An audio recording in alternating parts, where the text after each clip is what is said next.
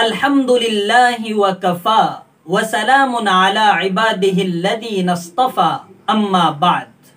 काबिले सत्तकरीम हज़रात नाज़रीन गिरामी, इस वक्त बहुत ही हसास मसला लेकर आपकी खिदमत में हाजिर हुए हैं कि जो बेहया और बेशर्मों का टोला है और मेरा जिस्म मेरा मर्जी के नारे लगाता है, तो ऐसा टोला आए दिन एक और एतराज़ करता हुआ नजर आता है कि जब आदमी 4 बीवियों से निकाह कर सकता है, 4 औरतें रख सकता है, तो फिर औरत ऐसी आज़ादी की हकदार क्यों नहीं है?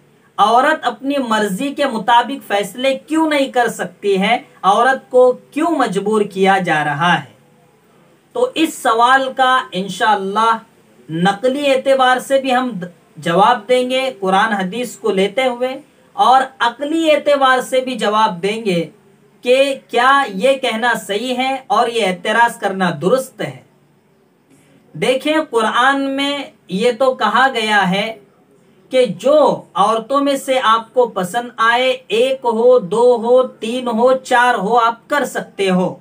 फंकिहू मा ताब लकुम मिनन निसाई मसना व सुलासा व रुबा, ये कुरान ने कह दिया। तो मर्द 4 कर सकता है, ये तो कुरान से साबित हो गया।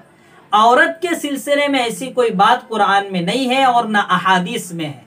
तो नकली एतबार से भी हमको पता चल गया कि अब ये चीज कुरान हदीस में नहीं है।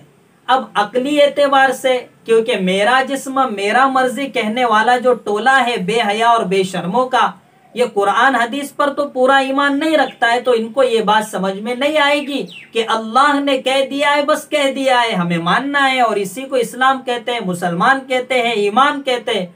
लेकिन इनके ये बात समझ में नहीं आएगी। इसलिए अब अकली एतबार से इन बेवकूफों को समझाने की कोशिश करते हैं।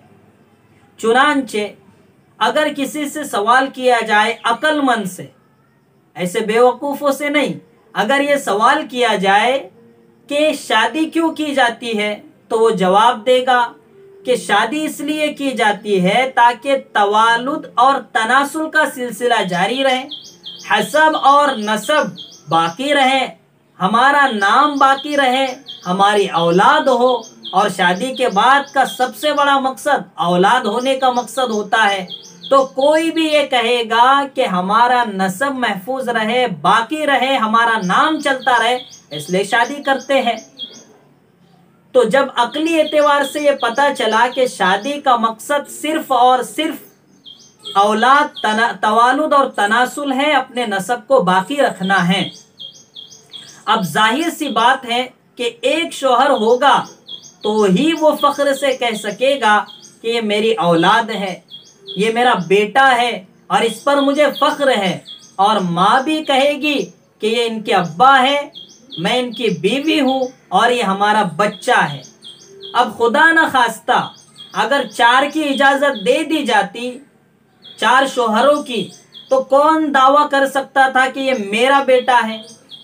क्योंकि हर एक तो यही कहेगा कि पता ही नहीं ये मेरा है या नहीं, तो शक में रहेगा, तो कोई भी उस बच्चे को अपना नाम नहीं दे पाएगा। तो जो मकसद है शादी करने का वही हासिल नहीं हो पाएगा, और औरत भी नहीं कह पाएगी कि ये इसका बच्चा है या इसका बच्चा है या इसका बच्चा है। तो जब जो असल मकसद है वही हासिल नहीं होगा 4 करने में, तो फिर अकल भी कहती है कि भैया एक में ही खैर है। और 4 बीवियों में ऐसा कोई शक नहीं होता, क्योंकि चारों बीवियां यही कहेगी कि शौहर तो एक ही है, इनका अब्बा तो एक ही है, तो और फख्र से कहेगी कि नहीं ये इनके अब्बा है। लेकिन अगर 4 शौहर एक औरत करे तो गड़बड़ हो जाएगी कि कोई भी दावा नहीं कर पाएगा कि ये मेरा बेटा है। तो जब नकल भी कहती है, कुरान हदीस भी कहती है कि ये अकल में आने वाली बात नहीं है, और अकल भी कहती है कि ये अकल में आने वाली बात नहीं है, तो फिर अब मेरा जिस्म और मेरा मर्जी कहने वालों को ये मानना पड़ेगा कि कुरान और हदीस ने जो अहकामात बताए हैं उन्हीं में कामयाबी है। उसके अलावा चूं और चिरा करने से हमारा काम नहीं बनने वाला है।